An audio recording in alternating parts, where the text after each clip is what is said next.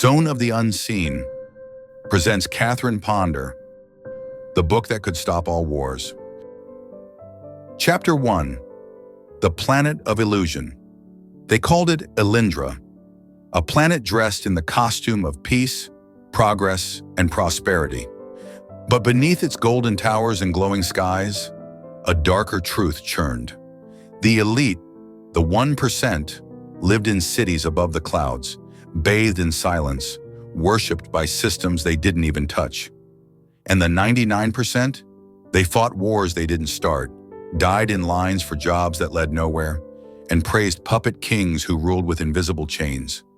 Freedom was the bait, slavery was the contract, and no one saw it because the illusion was perfect. Education had been turned into a cage of facts, entertainment into sedation, poverty into policy. But Elindra was not just controlled, it was enchanted. A generational spell had blanketed the minds of the people. Truth became heresy, questions became crimes, and memory was erased until the spell broke. 3 beings descended from the sky, one cloaked in white fur and blue flame, one armored in black, with a triangle glowing in his chest, and one silver-skinned, silent, ancient. Each one held a fragment of a forbidden artifact. The Book of Catherine Ponder, a book that could end all wars by ending the belief in power itself. Chapter 2. The Arrival of the 3. They arrived on winds unseen, not of air, but of change. The first appeared in the frozen wastes, Yeti G, a living myth, radiant with chakra light, his presence a contradiction, a beast, bringing peace. He carried no weapon, only fists, and a crystal scroll containing the book's first page. The second landed in the oil-slick shadows, the man in black, golden eyes, black skin, a triangle pulsing on his chest like a divine metronome. When he stepped onto Elindra, the machines of war stopped humming. He held the second page, one that burned with language not meant to be spoken, but known. Then came the gray.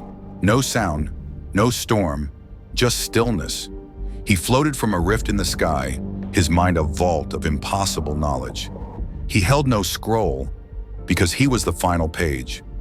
Inside him pulsed the living voice of Catherine Ponder. They did not know each other, and yet they walked in perfect rhythm, drawn by a signal that only the awakened could hear. They moved through Elindra in silence, carrying not weapons, but a truth so sharp it could cut through illusion itself. But the 1% were watching, and they would not go quietly. Chapter 3. The Forbidden Book No One Remembered. Catherine Ponder. Her name was erased, her legacy smeared, her words buried. But legend spoke of a book, written not in ink, but in vibration.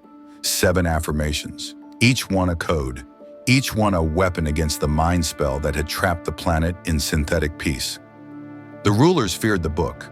They burned cities to find it, killed prophets, rewrote time, but they never succeeded because the book was hidden in the only place they couldn't reach, the soul.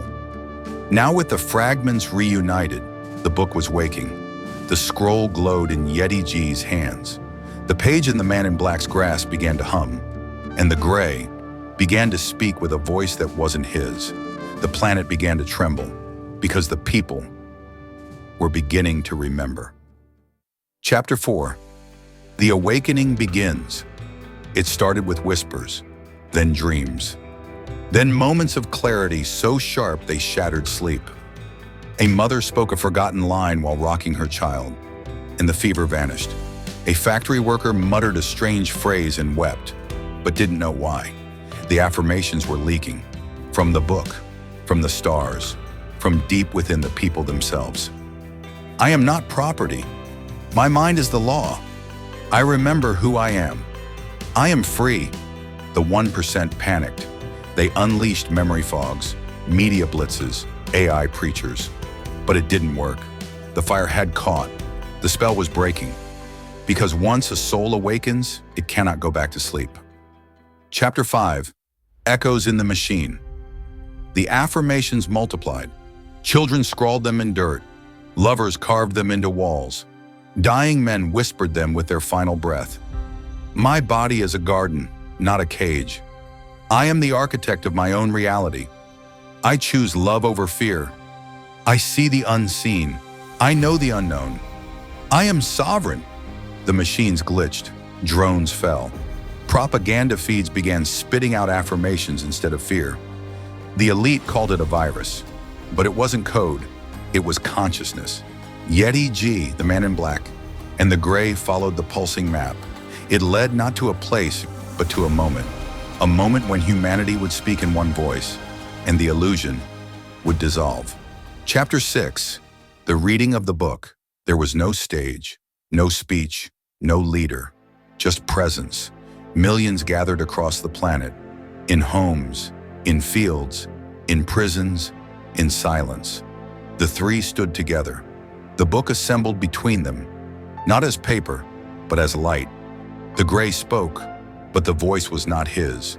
It was Catherine Ponder. And as her words flowed through him, the people didn't just listen, they remembered. Then all at once, they spoke, together. I am not property. I walk in light. I am free. The towers flickered. The satellites went dark. The illusion collapsed. The war was not won with weapons. It was unraveled with awareness. And the 1%, those architects of illusion, vanished into the very fear they had used to control. Chapter 7, the dawning of the real.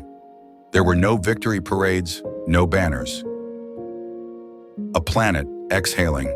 Some wept. Some sang. Some planted seeds in the ashes. Yeti G walked into the frost. The man in black disappeared into sand. The gray became a ripple in the stars. But the people stayed.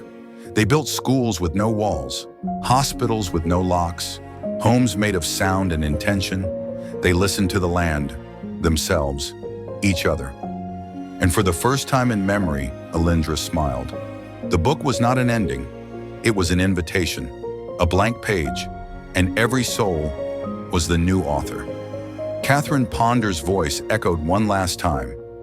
The real revolution is not destruction, but creation, and now it's yours.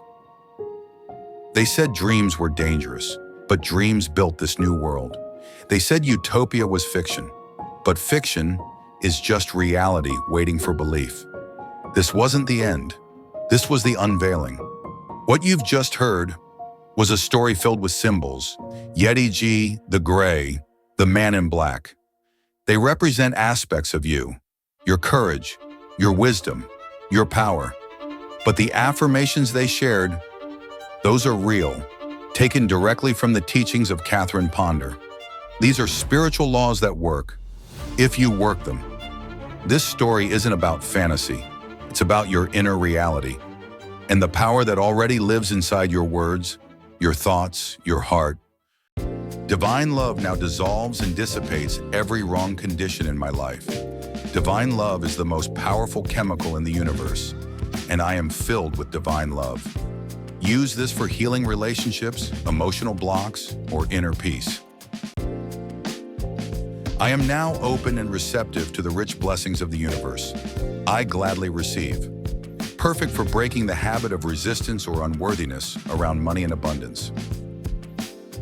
Divine order is now established in my mind, body, and affairs. I now let go and trust. Grounding and soothing when life feels chaotic or uncertain. There is gold dust in the air for me. Through definite, deliberate prosperity thinking, I now begin to experience it. A poetic, powerful reminder that wealth is everywhere, if you align your thoughts with it. God is the source of my supply, and that supply is now quick and rich and manifesting under grace in perfect ways. Great for those moments when you don't know how it will happen, but want to stay in faith. I now declare my freedom from limitation and lack. I am prosperous, powerful, and poised for perfect results. I forgive everyone in my past for all perceived wrongs. I release them with love. I am free and they are free. All things are cleared up between us now and forever. If you like this content, like and subscribe to Zone of the Unseen and help us grow our community.